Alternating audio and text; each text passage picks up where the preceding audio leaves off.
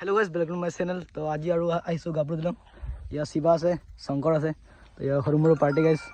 এটা বাবলু গ'ল, এটা কেনবা, তাৰপাছত ফটো ল'ব অলপ ভিউ চাইডক আছে পিনে চেন্নাইৰ পৰা আহিছে কাশীপুৰ কাৰণে গাইছে। হাই কৰি দেবা কাৰণ বল আছে স্টপ কৰ চেস কৰে ৰ chess chess chess chess.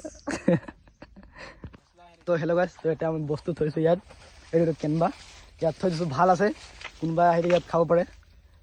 Location side এইটো গাঁও বজাৰৰ ওচৰত এইটো লোকেশ্যন।